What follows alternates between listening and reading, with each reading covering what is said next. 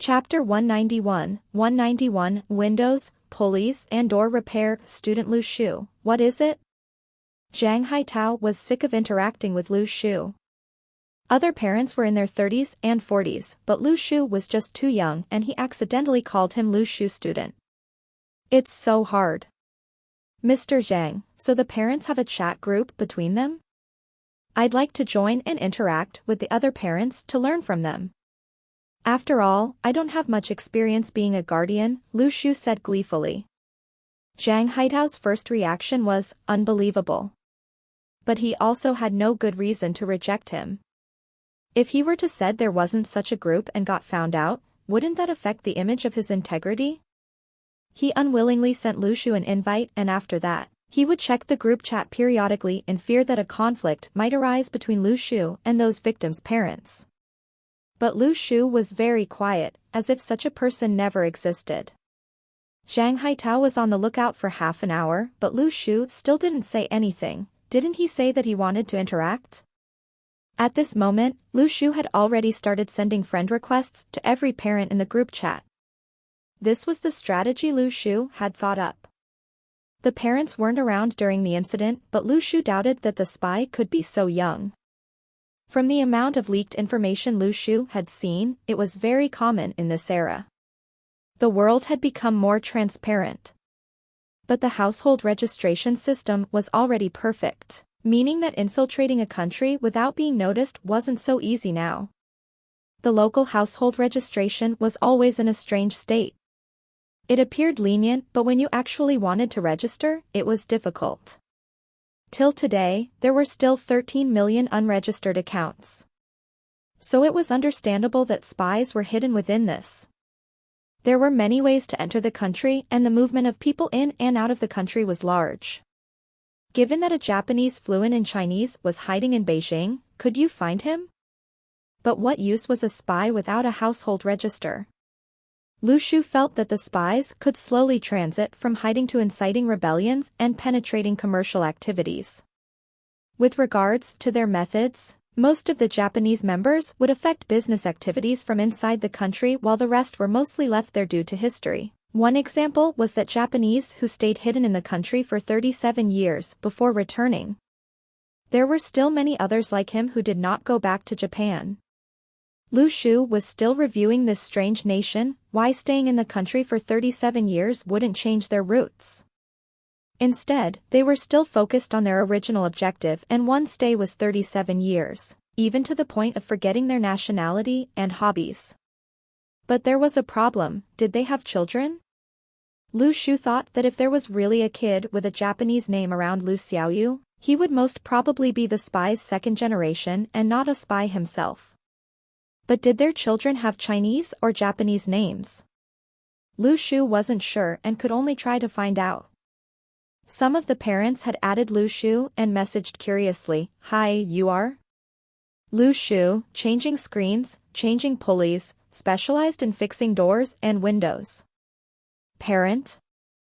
From Hao Guoping's distress, plus 13, the other party couldn't comprehend the situation. Did the businessmen change their methods?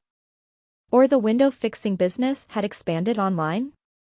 Hao Guoping sat on the sofa frowning. How much would changing 4 window screens cost? What? It was Lu Shu's turn to be stunned. Can't believe you really wanted to fix window screens, and 4 screen wasn't little. Lu Shu replied honestly. I don't know how to. At that moment, Hao Guoping was mad. What are you talking about? From Hao Guoping's. Lu Shu stopped saying anything. He only needed the other party to contribute any amount of distress points so as to confirm that person's real name. Time to add another parent. Lu Shu felt that if he said he could fix windows and in the end, that person really needed the service, wouldn't that be too embarrassing? Should change the message, my house windows, pulleys, and doors are not working. The parent was so confused. What did your house-spoilt windows had to do with me? Fixing windows isn't my profession. Lu Shu continued with this and on his 7th one. Lu Shu, my windows, pulleys, and doors are not working. The other party's nickname was Zhou Xinyang's father, $100. If urgent, fixing it tonight will be additional $50. Lu Shu was speechless. How can there be a parent who fixes windows too? It's all right. I'll ask someone else. 90. Lu Shu almost vomited blood. Uncle, it's not about the money. You can continue with your work and remember to watch your health and drink more wolfberry water. Zhou Xinyang's father contributed 10 plus distress points, probably due to not getting this business. The name was still in Chinese. Just when Lu Shu was planning to continue, he suddenly received large quantities of distress points. Each time was at least 300 and some were even 999. And all the names were in Japanese. Lu Shu was taken aback. There were at least 100 names and Lu Shu saw that the 80k points he was lacking to light up the 6th star were suddenly reduced to just 20k. Oh my god. Did I bomb some public toilet in the spy's hideout? That's not right. It doesn't make sense for 100 over spies to be in Luocheng. Even within the Daoyuan students and the Heaven Network, there were only 9. Wait no, 10. Chang Hengyue was included. These 10 spies were from the whole of Yuzhou, and Yuzhou had 17 prefectures, 50 districts, 21 consolidated cities, and 88 counties. This was a population of about 200 million people? To say that Luocheng had over 100 spies was ridiculous. So that was definitely not the case. Lu Shu continued messaging all the parents, but none of their names were in Japanese. Lu Shu suddenly thought of a possibility. In fact, the moment the Japanese name appeared and that of the distress points Lu Xiaoyu caused wasn't exactly at the same time. It was slightly later. Could it be a coincidence that both distress points appeared at the same time? Could it be that after stealing the relic and killing a spy, the opposing party was feeling resentment? Lu Shu knew that in order for him to receive distress points, it wasn't necessary for the other party to know him. As long as a certain incident caused resentment and they knew that it was done by him, the distress points would appear. If not, where did Nie Ting and Shi Xuejin's distress points come from? This time, the large scale of distress points could be due to the news reaching Japan. And a bunch of people was resenting him? Lu Shu thought for a long time and had a word inside his mind: justice. Chapter 192, Shifting Magical Energy, Part 1? He didn't know what after effects the distress points from Japan would cause. Lu Shu thought that nothing much could happen since no one knew that the relic was in his possession, be it the Heavenly Network or the Japanese. Speaking of the relic, Lu Shu remembered that he wanted to look into the Land of Seals again before he could really be sure of being able to provide Jiang Shuyi with magical energy. He was of much help and Lu Shu should really do something for him. And Jiang Shuyi trusted him so much that he had to help him. Anyway, it was just a simple way of helping since he could actually be considered a god in terms of magical energy in Luocheng. He was preparing to send his consciousness into the Seal of Lands and to control and manage the entire Luocheng. But how could he test it now? He knew the uses of the Seal of Lands, but he wasn't sure if anyone else knew its ability. They could maybe make use of the clues in the shift of magical energy to find him. This was rather troubling. It would naturally be good if they didn't know. No one would realize it was him no matter what he did to the magical energy. Lu Shu started shifting the magical energy from one part of Luocheng towards Zhou Wangcheng Center. Zhou Wangcheng Center was one of the bustling centers of Luocheng and its main infrastructure was a sculpture of a 6-horse chariot, and the rest were plots of grass and gardens. This place was about 2 to 3 kilometers from Luocheng train station. Some old people of Luocheng claimed that Luocheng, which used to be an ancient capital, contained buried treasures beneath Zhou Wangcheng Center all the way to the train stations. Lu Shu thought that all these were just rumors. As an ancient capital, the people of Luocheng were proud of Luocheng. But as the economy progressed, this place had become quite a tasteless place. Economic development had been slow, and the tourism industry wasn't taken seriously. Those companies responsible for Luocheng's tourism were a joke. Who would have thought that with the beginning of the magical era, this place had become of such importance? Lu Shu had made discoveries when he was back in Mt. Baimeng's military camp. He dragged Jiang Shuyi with him around for a day to find out the state of practitioners from other places, and the conclusion was that they were slower and weaker than those from Luocheng. It can't be that students from everywhere else were weaker than students from Luocheng. That didn't make sense. So there was an answer: Luocheng's magical energy was richer than that of other places. This magical energy could not be explained by science and could only be understood and explained by experts on magical energy. Moreover, the Heavenly Network had treated this place seriously right from the start, and Lu Shu speculated that the Heavenly Network consisted of people who could feel magical energy. Although the magical energy could be moved, it moved at a slow speed. Luckily, Lu Shu was patient. This trait of his was already tested thoroughly back in the Remain. And as a huge cloud of magical energy gathered at Zhou Wangcheng Center, Lu Shu observed the changes in the surroundings. He chose this open area just so that he could observe with more ease. After an hour, there was still no movement or change in the surroundings, and Lu Shu thought that there should be no problem. He then mentally shifted the magical energy back to its original position. Just as he wanted his consciousness to return from the Seal of Lands, he hesitated and decided to continue observing. Just 10 minutes after the magical energy had faded, Lu Shu saw Li Xiao leading a huge group of experts from the Heavenly Network walking by the infrastructure at the side. Cold sweat started forming on Lu Shu's head. What a close shave. He didn't even realize when the other party came over. So the Heavenly Network really had much more up its sleeve. When did these people come over? Was it some concealment technique? At this moment, a practitioner started using a skill at the center of the area. Waves started spreading out in a circular radius, with him in the center. This circle extended up to 30 meters before dissipating slowly, and the practitioner shook his head. Lu Shu then received a wave of distress points from members of the Heavenly Network, including Li Xiao. It wasn't much, just 1,500 points in total. But something caught Lu Shu's attention. Because of his ability to know a person's real name, Lu Shu had recorded all the names of personnel of Luocheng's Heavenly Network earlier on. However, 2 of the names which contributed distress points were names he had never seen before. Lu Shu thought, were they just transferred here? It couldn't be that they were transferred here specifically to investigate the case on the relic, could it? Using his mind once more, he altered the magical energy at 10 sites within Luocheng. These 10 sites had different amounts of magical energy.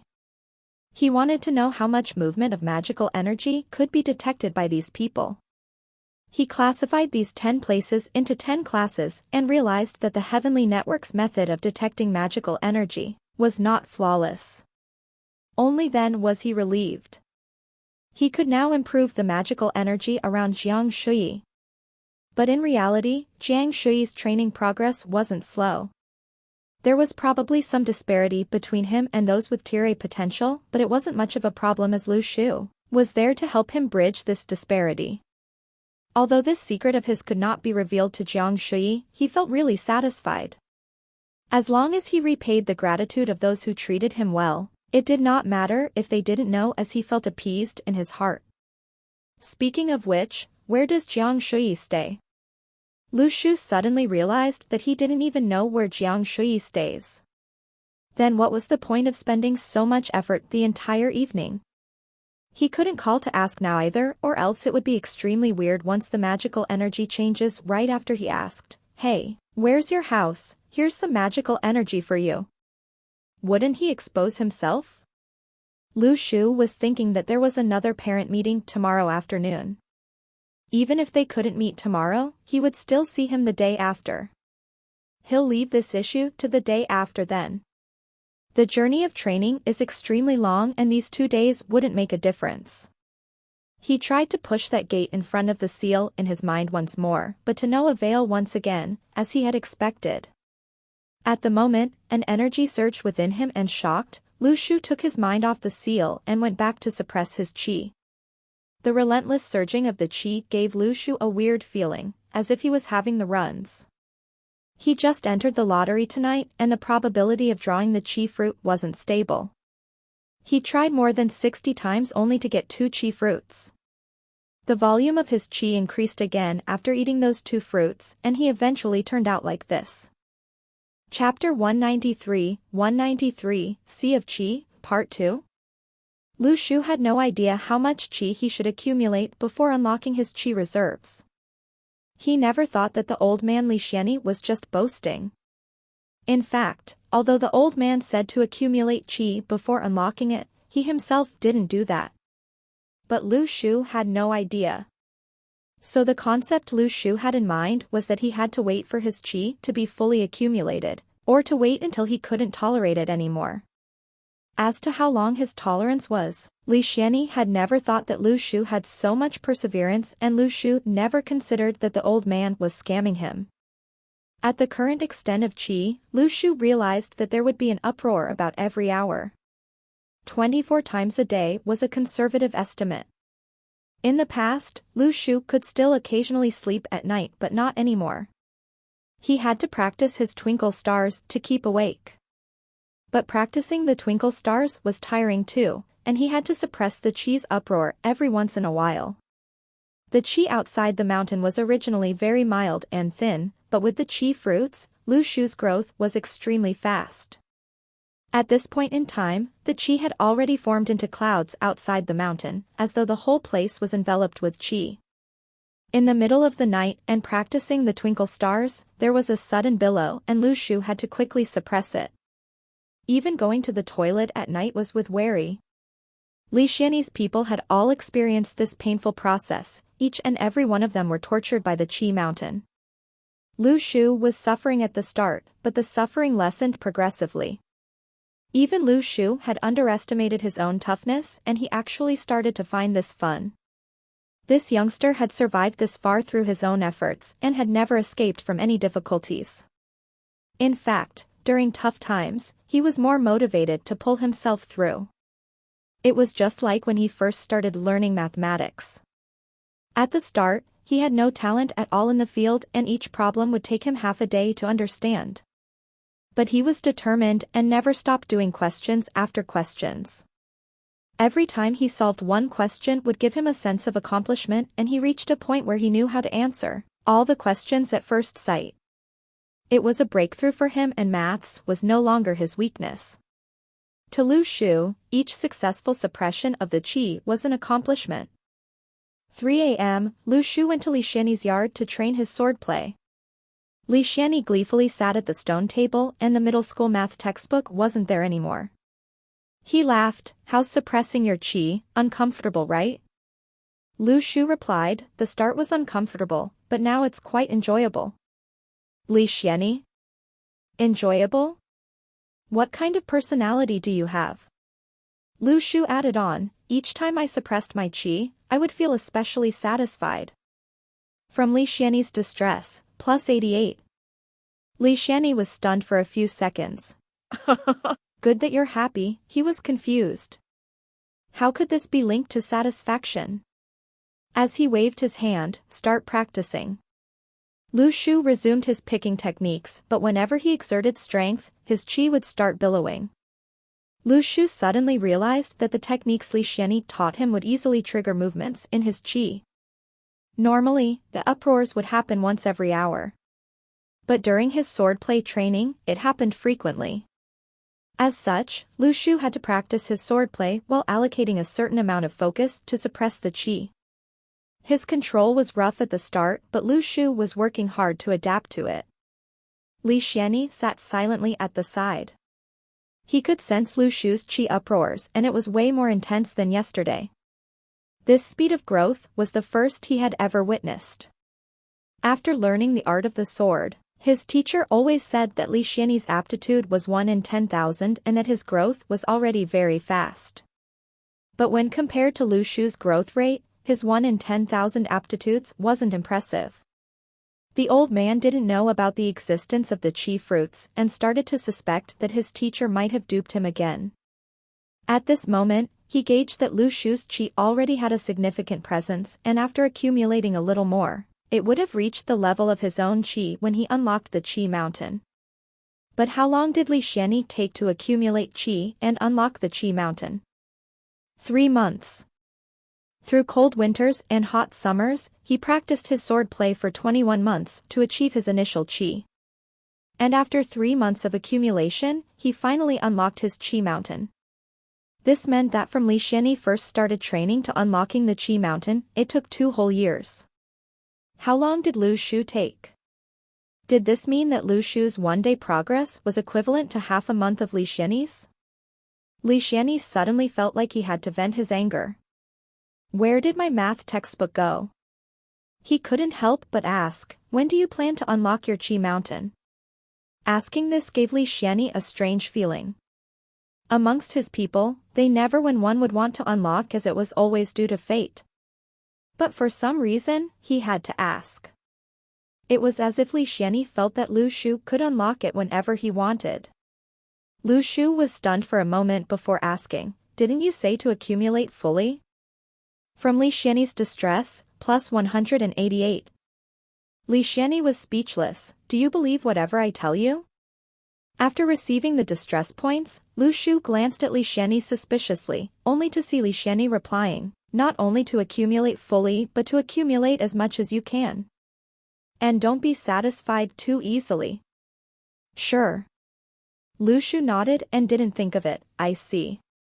After replying, he continued his training and he only felt that the distance between him and the qi mountain was still a long way. The road of training was indeed tough. On the other hand, Li Xianyi saw Lu Shu's attitude after hearing his big talk and for some reason, suddenly felt that he was about to witness something incredible.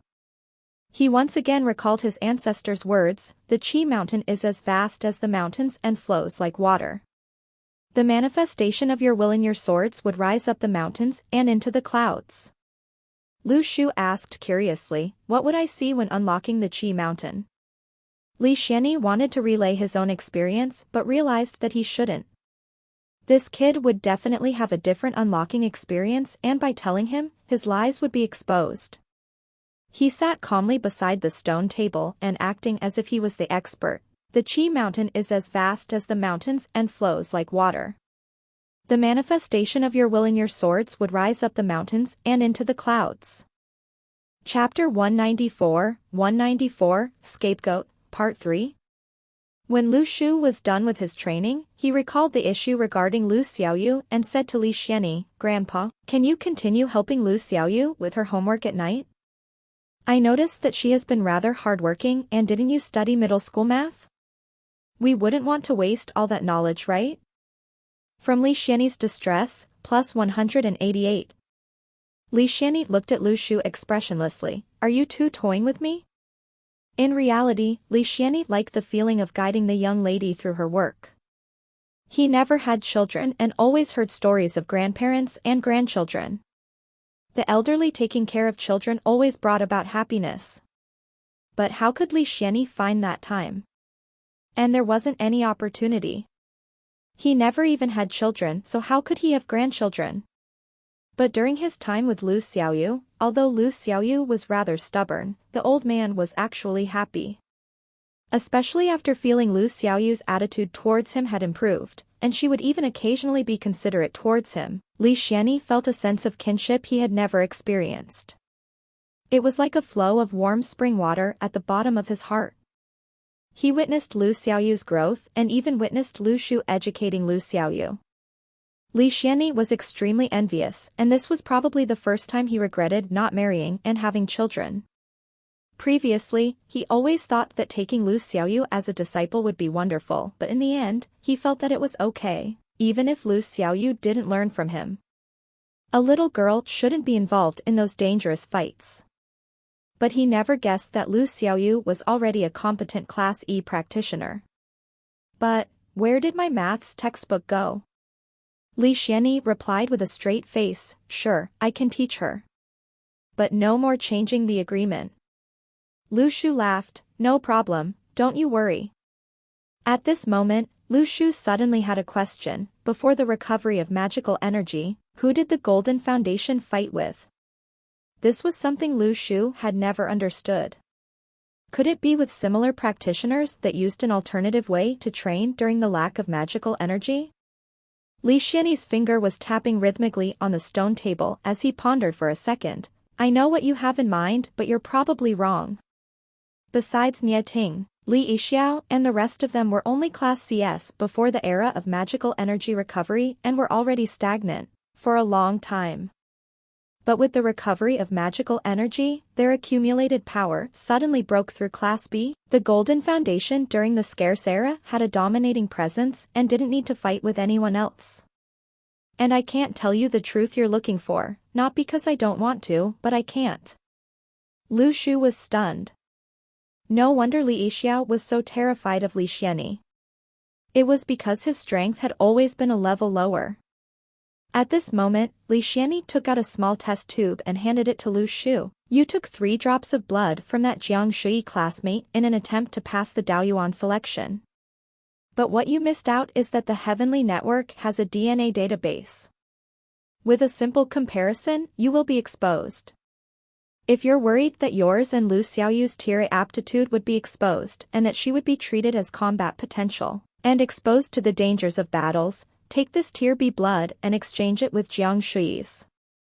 The test tube is now in Li Yixiao's office and you have to be quick. Now will be a good time as someone will be coming to collect the blood samples in the afternoon. Lu Shu was shocked. Firstly, he didn't expect Li Xianyi to be well aware of so many things. Secondly, he didn't think that Li Xianyi thought of them as tier A aptitude. This meant that when Li Xianyi told Shi Xuejin and Li Yixiao that Lu Shu was just a tier F, he already knew the truth but didn't expose him. Thirdly, he never thought that Li Yixiao would help him exploit the system. It seemed like the power of the Golden Foundation could not be underestimated. Lu Shu suddenly asked, what exactly is Jiang Shui's family background? If you wish to know, why not ask him yourself? Li Xianyi glanced at Lu Shu from the side of his eye and walked back in mysteriously. Lu Shu suddenly thought Jiang Shui's family background wouldn't affect their friendship. And if he really wanted to know, asking frankly and openly was much better than doing it sneakily. Li Xianyi had told him about the DNA database rather late. It was already 5 a.m. in the morning and the sun would be up in an hour's time, giving Lu Shu very little time. The first thing Li Xianyi did after going back into the house was to open the trash bin. He recalled that after throwing the maths textbook on the ground, he picked it up and threw it into the bin. Looking through the rubbish bin was so demeaning. But speaking of which, the old man felt some glee knowing that he could continue teaching Lu Xiaoyu. At this moment, Auntie Lu walked out from her room and with a faint smile, handed the textbook to Li Xianyi. I retrieved it for you yesterday. Ahem, Li Xianyi cleared his throat, do not let Ji Wei and the rest know about this. Auntie Lu laughed, why do you not let me help them exchange the test tubes? How do you know if they would want your help? It's their own road so they have to walk it themselves. And their own mistakes, they have to deal with it themselves, Li Xianyi said calmly. I think that Xiao Shu settled Lu Xiaoyu's violent case very well, Auntie Lu said. Li Xianyi sighed, I originally thought that he was just a money digger but after this time, it seems like in his heart there's something else more important than money. I think this child is rather nice. Yes, rather nice. What a pity. Auntie Lu understood why Li Xianyi said it was a pity. That's because Lu Shu wasn't willing to join the Golden Foundation. Lu Xiaoyu, wake up, wake up. Lu Shu knocked on Lu Xiaoyu's door and shouted. Still drowsy, Lu Xiaoyu walked out, is breakfast ready? What breakfast? Look at the time. Lu Shu exclaimed. All you know is to eat. Lu Xiaoyu looked at the clock and was enraged, Lu Shu, it's only 5 a.m. so why did you wake me up? Stop questioning and quickly summon your Class D soul puppet. Lu Shu wrote down Lu Xiaoyu's name on the test tube and passed it to her. Use your puppet to sneak into Li Yixiao's office and swap this with the previous one. This was Lu Shu's most reliable plan. Right now, the security in Luocheng International School was strict and what if he or Lu Xiaoyu were to be caught? After thinking for a long while, Lu Shu came up with this plan to let the soul puppet go. The loss of the soul puppet wouldn't be a big deal and no one knew about the puppet's relationship with them anyways. Lu Xiaoyu summoned the soul puppet, which was also their ideal scapegoat. Chapter 195, No Laughing? Part 4. A streak of white started spreading across the sky, as if tearing the pitch-black darkness apart, bringing the world brightness. Just at this last stretch of darkness, Lu Shu brought Lu Xiaoyu out of their house. They weren't going to switch the test tube themselves, but they were looking for an appropriate place to release the soul. This was because although Lu Shu could roughly know how much magical energy a Class B expert like Li Xianyi could sense, and this soul puppet of theirs was made of smoke and could move about with minimal noise and theoretically couldn't be detected, he wasn't 100% certain that this weird energy would not be sensed by Li Xianyi. This could be tested out in the future. There was no time left. As the two of them got further away, a black shadow streamed out of Lu Xiaoyu's chest and cackled hysterically as it started moving off. Lu Xiaoyu complained in annoyance, "Why is his laughter so ridiculous? Lu Shu, what did you feed him?" From Lu Xiaoyu's distress, plus 188. Ahem, isn't the increase in its powers all that matters? Why do you have such a superficial way of thinking? From Lu Xiaoyu's distress, plus 288. At this juncture, the two of them were squatting under the shadow of a building. This place was rather dark under the shadows and Lu Xiaoyu suddenly said amid the darkness, "We're up so early, how about we go have some beef soup later? Focus on controlling the puppet, don't go to the wrong place. We can talk about the beef soup later." Lu Shu's focus had already shifted to the Seal of Lands and he started to monitor Luo Cheng. His view was locked onto the soul puppet, afraid that Lu Xiaoyu would commit any mistake. "This is half-automatic. I just have to pay attention to it occasionally," Lu Xiaoyu rebutted. She continued looking through the soul puppet as it continued its advance. Lu Shu suddenly realized that it was really suitable for this black soul puppet to carry out activities in the dark. It was camouflaged very well and if he didn't focus on observing, it would be extremely difficult to notice this soul puppet moving about. It's already after 5 a.m. and many people are waking up, especially the elderly. At this moment, the two of them could hear soft noises of people in houses. There was even a baby crying as his parents tried their best to coax him back into slumber. Lu Shu was observing the soul puppet through his seal when he suddenly heard Lu Xiaoyu beside him. Lu Shu. Did you hear the baby cry?" Lu Shu nodded silently and didn't say anything. "Lu Shu, do you know why he's crying?" Lu Xiaoyu continued as Lu Shu didn't reply. Lu Shu was rather annoyed. "Why?" Lu Xiaoyu sighed in sorrow, probably because no one is bringing him for some beef soup. "Lu Shu? Wasn't it just a bowl of beef soup? Did she have to go to this extent?" Lu Shu was dumbfounded. "All you know is eat. We'll go have beef soup once we obtain that test tube." A hint of a smile formed on Lu Xiaoyu's face as she started to focus on controlling her soul puppet. The puppet suddenly stopped in its tracks as it approached 50 meters of Luocheng International School's vicinity.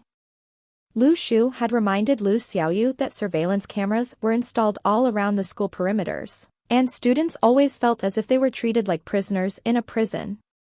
Now, Luocheng International School has the reputation of the #1 student prison in Luocheng. The black soul puppet then started sprinting towards the school from 50 meters out. As it got to 20 meters to the school, it suddenly jumped up.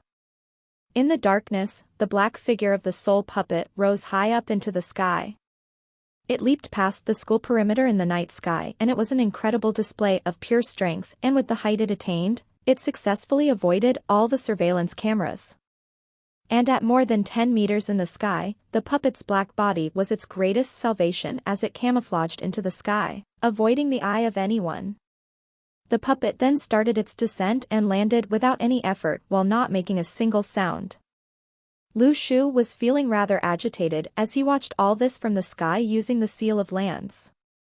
This was the most incredible part of this era. When someone's abilities reach a breakthrough and life becomes more incredible and exciting, all that was possible only in movies in the past could now be achieved by themselves. This sort of feeling was like they were part of a movie. The black soul puppet stuck close to the walls of a building and started scaling it rapidly. Once it arrived outside Li Xiao's office, it opened the unlocked window and crept inside. Actually, no important documents of the Heavenly Network were kept in school, which was why the windows were left unlocked. Lu Shu then thought of the fire which was caused by the metahuman Liang Che. Underneath that shopping mall where the fire happened was a base and important items were probably kept there. Once the puppet entered the infrastructure, Lu Shu could no longer observe what was happening. He then whispered, "The old man said the test tube is put in a convenient place in the office and should be quite eye-catching." Before he even finished his sentence. "Found it," Lu Xiaoyu said calmly, "so do I swap it with the other one?" Yeah. Lu Shu nodded his head in annoyance. This was the easy part, get out once you retrieve it. It's almost daytime. By this time, the streak of white was expanding and the brightness was approaching really rapidly. But at this moment, Lu Shu suddenly noticed security guards were patrolling the area down below. The two guards were strolling slowly and started smoking downstairs together. "Leave through another exit," Lu Shu frowned. He wasn't sure if the guards would detect the soul puppet, but he preferred the puppet to leave by another exit so as to not take any risk. He had no idea when these two guards would leave and it was almost daytime, they had no time to waste. Lu Xiaoyu immediately commanded the puppet as she heard Lu Shu's orders. But just as the puppet walked out of the principal's office and into the corridor, Lu Xiaoyu suddenly turned stiff. "What's wrong?" Lu Shu asked anxiously. "There's someone here." The person the puppet bumped into in the corridor was another guard patrolling the interior of the school compound. He had a big torchlight with him and its light was blinding. Lu Xiaoyu didn't know what to do and ordered the puppet to stop at the corridor. The guard started to panic as he saw this black smoky silhouette of a person. He himself wasn't a practitioner. He frantically pointed his torchlight at the soul puppet and scanned its appearance. After some hesitation, he stuttered, You, where are you from, metahuman? Why aren't you wearing any clothes?" Although he had ample training, the guard had never been in a real battle before and it was really frightening to bump into such a strange occurrence for the first time. From Lija's distress, plus 555. Lu Xiaoyu rolled her eyes. The other party actually mistook the soul puppet for a special ability of a metahuman? She looked towards Lu Shu for his next command. Lu Shu was not done thinking of a plan when Lu Xiaoyu noticed the guard had already called for reinforcements on his walkie-talkie, and had also pointed his rifle at the puppet, "Hands on your head and stand against the wall." The guard had calmed himself down within a short period of time. Although the situation was strange, he still had his responsibility to fulfill. The puppet remained still as Lu Xiaoyu awaited Lu Shu's reply. The guard continued pointing his rifle at the puppet and stared at him. Why are you laughing? Stop laughing." From Lija's distress, plus 555. From Lu Xiaoyu's distress, plus 99.